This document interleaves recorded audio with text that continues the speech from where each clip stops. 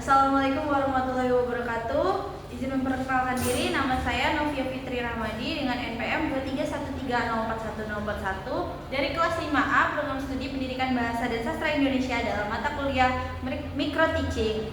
Kali ini saya akan mempraktikkan keterampilan ketujuh, yaitu keterampilan mengajar bertanya. Selamat menyaksikan.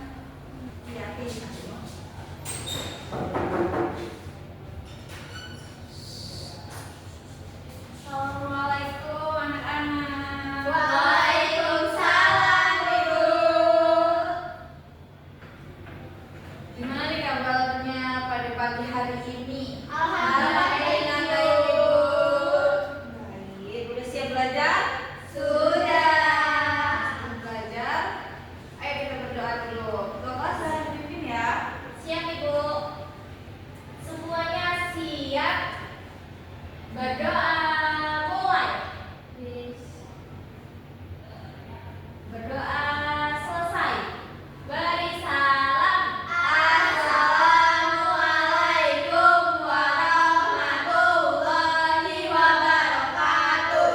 Waalaikumsalam warahmatullahi wabarakatuh. Wah, semangat banget ya di pagi hari ini kalian udah pada sarapan semua pasti ya? Sudah. Jadi pada mau minum nggak? Bawa. Haus? Diminum ya biar kita konsentrasi. Iya Ibu. Ya, sebelum ibu mulai pelajarannya, ibu mau absen dulu ya. Hari ini tidak hadir nggak, Nak? Hai semua Ibu. Baik, hadir semua. Ya, alhamdulillah ya, ibu senang mendengarnya. Kalian semua hadir hari ini, kalian semua semangat hari ini, ceria, bajunya rapi-rapi, ibu masuk kelasnya udah rapi, ibu senang banget hari ini ya. Nah, hari ini kita akan belajar menulis cerita pendek berdasarkan kejadian sehari-hari. Tanggal berapa ini, Nak? 14. 11 bulan 11 ya? Ibu menulis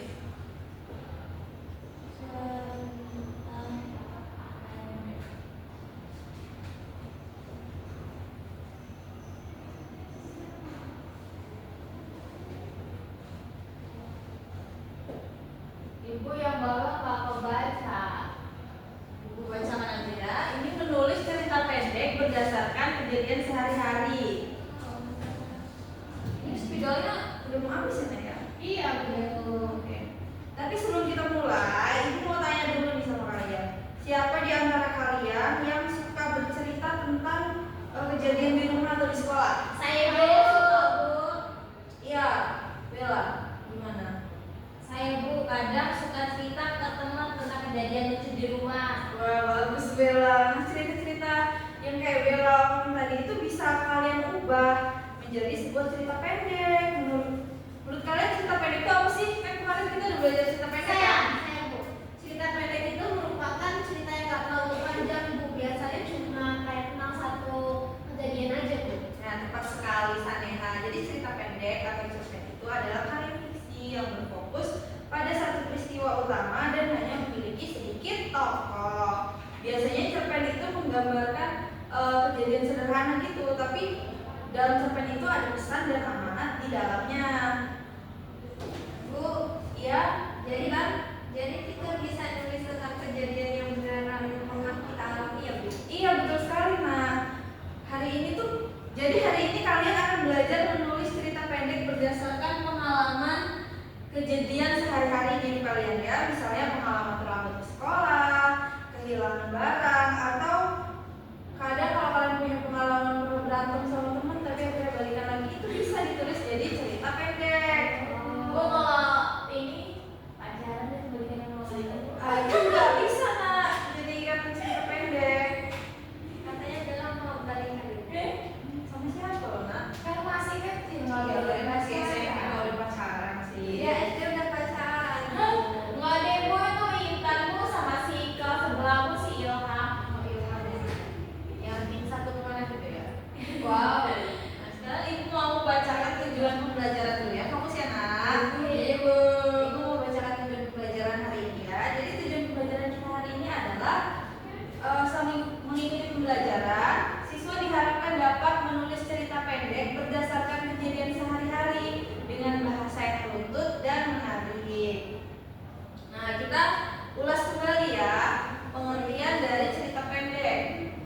Jadi, cerpen atau cerita pendek itu adalah karya sastra berbentuk prosa naratif yang menceritakan suatu kejadian atau peristiwa secara singkat dan padat.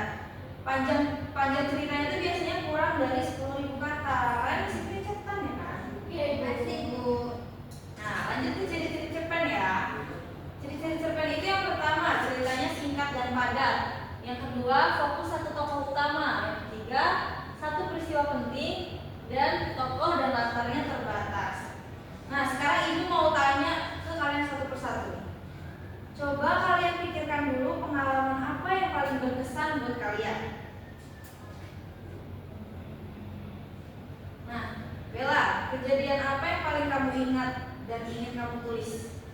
Waktu itu saya pernah jatuh dari sepeda Bu, pas mau beli bahan untuk tugas prakarya. Wah, itu pengalamannya menarik banget ya Bella. Kalau gitu siapa aja tokoh yang mau kamu masukkan ke dalam cerita yang mau kamu tulis itu? Saya sama ibu Bu, karena ibu yang bantu saya waktu jalan. Oh, itu kamu ya, bukan saya. Bagus. Nanti di situ kamu bisa mulai dengan menceritakan suasana sebelum kejadian, terus gimana kejadian pas kamu jatuh dan bagaimana waktu ibu kamu nolong kamu ya. Terus tambahin juga perasaan kamu saat itu, misalkan kamu pas lagi jatuh itu kamu merasa takut, malu atau malah jadi lucu di akhir gitu ya. Sekarang Intan, pengalaman apa yang mau kamu tulis? Saya mau nulis tentang waktu saya lupa bawa PR Bu, dan dimarahin sama ibu. Itu pengalamannya banyak ya siswa lain ya maksudnya ya. Oh, aku punya satu lagi Bu. Aku ada dulu gitu. Jatuh dari sepeda tuh, ini Bu juga diperselokan. Oh, nah itu bisa juga kamu tulis nanti ya Bella. Nah, untuk Intan tadi ini, nah menurutmu konflik utama dalam ceritamu itu gimana nanti? Konfliknya itu waktu saya dimarahin di depan kelas Bu, yang lagi rame itu. Oh, itu ya. Iya. Iya. Bagus kalau gitu nanti kamu bisa tulis gimana perasaanmu saat kamu marah dan gimana kamu mulai menyadari kesalahanmu itu ya. Jadi nanti ceritamu itu bisa diakhiri dengan pesan moral. Misalnya harus kerjain PR bagaimana kayak gitu ya. Sekarang kalau Sanea, kamu mau nulis tentang apa nak? Nulis tentang waktu saya kehilangan uang jajan Bu, ternyata uangnya jadi sekitar gitu. Menarik juga ya kalau kamu buat cerpen dari kejadian itu. Nanti coba kamu pikirkan awal dan akhirnya apa yang terjadi setelah uang hilang gitu ya. Jadi waktu uang hilang tuh kamu gimana? Awalnya tuh panik sih Bu, tapi akhirnya ada temennya yang nemenin uang itu dibalikin. Oh, balikin. Nah, jadi kejadian itu kan pasti ada pesan moralnya kan, misalnya diambil dari pembaca. Nanti kamu tulis ya. Ya Bu. Oke baik, kalian silakan membuat sebuah cerpen di buku tulis kalian ya. Aku kasih waktu 5 menit cukup gak? Kalau buat cerpen Cukup Ibu. bukan nih. Cukup ya. Oke, silakan buat ya. Nah, setelah kalian membuat, itu mau kalian sekalian memperhatikan ini ya. Jadi di dalam cerpen itu ada struktur cerpen. Yang pertama ada Orientasi. struktur cerpen. Ini buat mengingatkan kalian aja ya nak. Yang pertama itu ada orientasi atau awal cerita. Yang kedua ada komplikasi. Tengah. Cerita. Ini isinya masalah atau konflik. Yang ini mengenalkan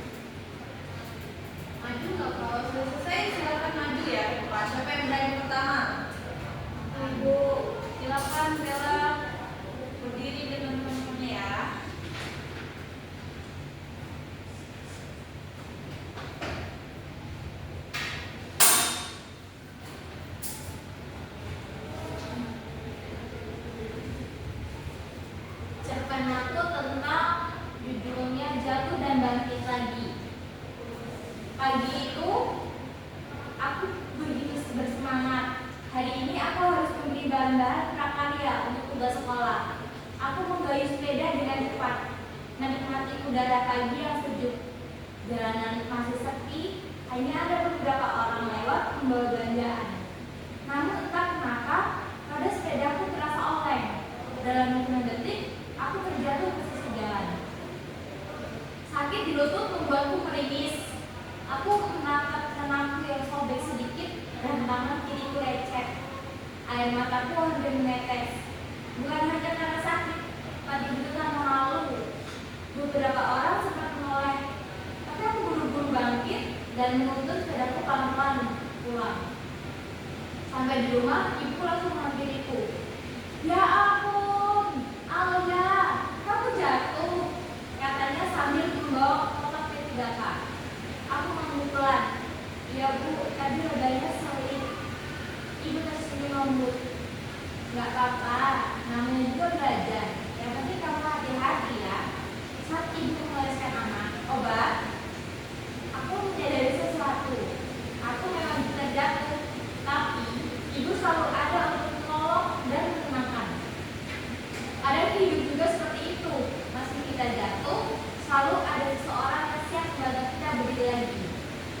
Nah, amanatnya, jangan takut jatuh, karena setiap jatuh adalah kesempatan untuk belajar dan bangkit lagi. Bagus sekali.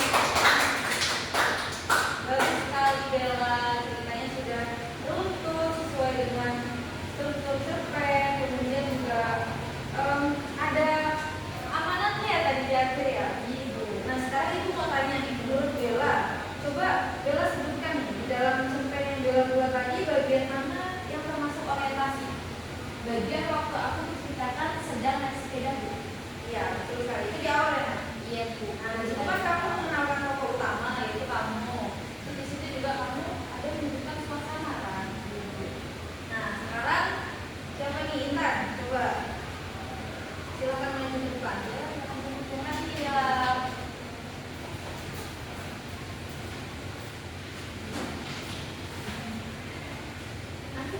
Iya.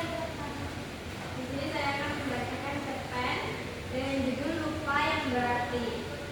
Pagi itu aku bangun terlambat. Alarm di ponselku ternyata mati karena baterainya habis.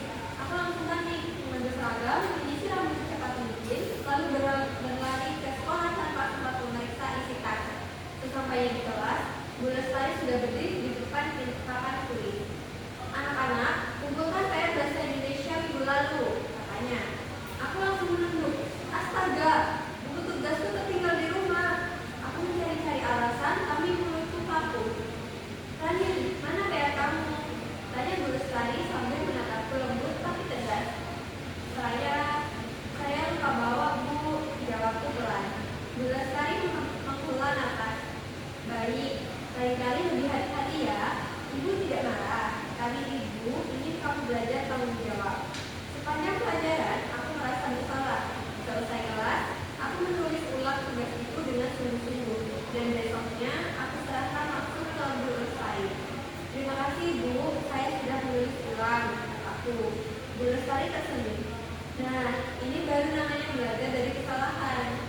Hari itu aku sadar, lupa memang hal kecil, tapi bisa jadi pelajaran besar tentang tanggung jawab.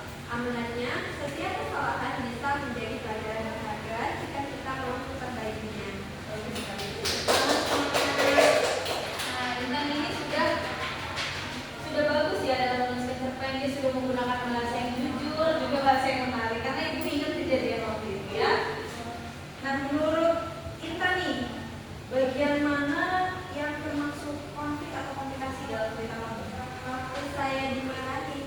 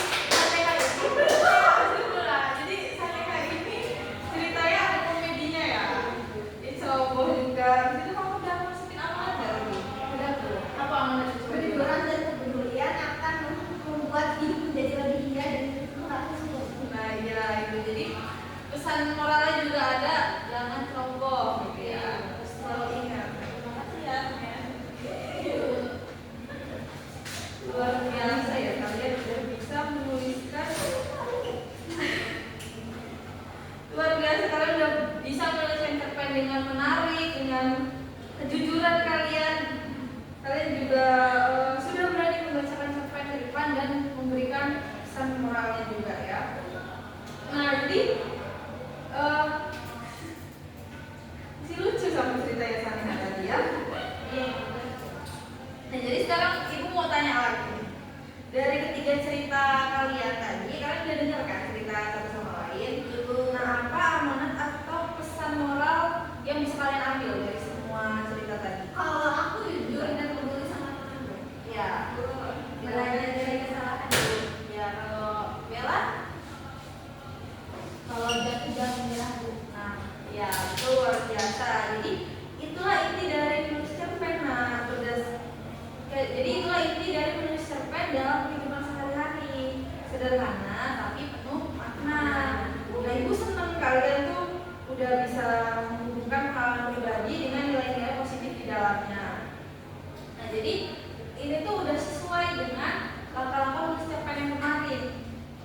Jadi kalau kalian perhatikan, karena sudah habis ibu jelaskan dari PPT Nah, kalau kalian perhatikan, proses menulis cerpen yang udah kalian lakukan tadi itu udah sesuai dengan langkah-langkah yang kita bahas di minggu sebelumnya.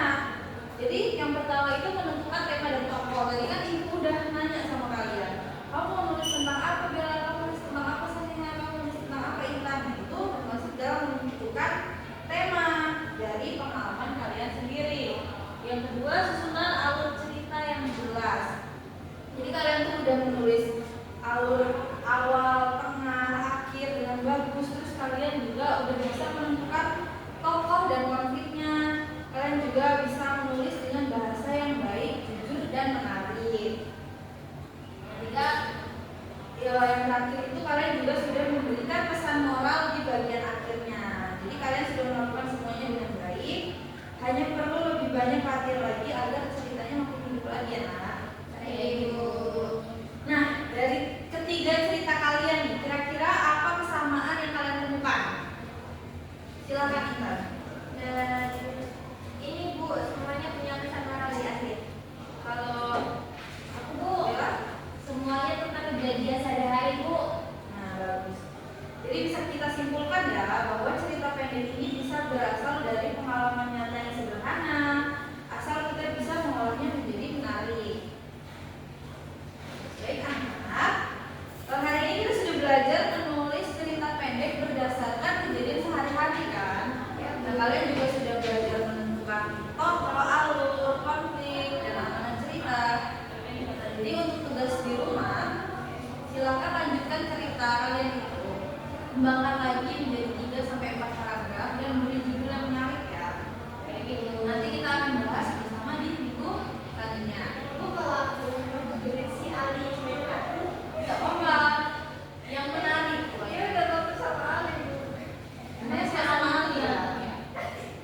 Iya. Oke baik nak. Waktunya mau habis ya. Sekarang kita lanjut lagi ya. Sekarang ibu mau dengar pendapat kalian nih. Apa bagian yang paling kalian suka dari kegiatan menulis cerpen ini? Saya Bu. Duluan. Ke Intan ya. Intan yang ke duluan. Silakan Intan. Saya suka karena bisa belajar menyusun cerita yang rapi Dan jujur. Ya kalau Bella. Saya suka Bu bagian waktu nulis nama sendiri Bu karena lebih mudah. Ya kan, lebih mudah kan kalau kita menulis cerita dari pengalaman kita sehari-hari. Kalau Sanina silakan. Karena saya suka bercerita dan didengarkan teman-teman juga Bu. Ya, apalagi tadi pengalamannya sangat menarik ya pengalaman Sanina. Emang harus disebar ke teman-teman. Nah itu seneng deh dengan kalian luar biasa banget hari ini. Kayak aku cuma jelasin sedikit, kalian udah langsung bisa. Jadi cerita yang bagus itu lahir dari kejujuran pengalaman dan perasaan penulisnya. Jadi kalian harus terus menulis dan berani cerita ya. Ceritanya yang baik-baik aja tapi. Baik gitu. Baik sampai di sini aja ya pembelajaran kita pada pagi hari ini. Terima kasih atas semangat kalian. Mari kita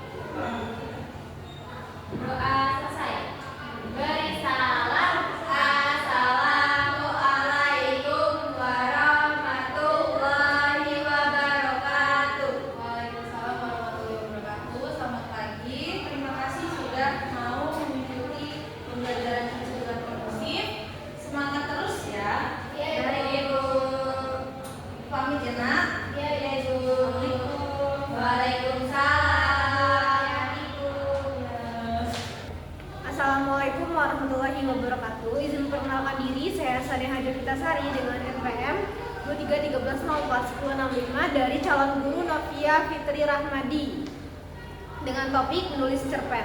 Berdasarkan hasil observasi tulis terkait keterampilan mengajar bertanya, komponen keterampilan dasar mengajar bertanya tingkat dasar. Guru menggunakan pertanyaan secara jelas dan singkat, kemudian memberikan acuan pada murid, pemindahan giliran kepada murid, kemudian pemberian waktu berpikir pada murid, pemberian tuntunan, pemusatan perhatian pada murid, dan penyebaran pertanyaan. Kemudian komponen keterampilan dasar mengajar bertanya tingkat, guru mengubah tuntunan tingkat ke kognisi dalam menjawab pertanyaan, kemudian pengaturan urutan pertanyaan, guru juga menggunakan pertanyaan pelacak dan meningkatkan terjadinya interaksi antar siswa. Kemudian komponen negatif yang dihindari guru, yang pertama menjawab pertanyaan sendiri, kedua menunjuk dulu sebelum bertanya, ketiga mengajukan pertanyaan yang mengundang jawaban serempak, dan yang terakhir guru menghindari mengajukan pertanyaan ganda. Sekian, terima kasih. Wassalamualaikum warahmatullahi wabarakatuh.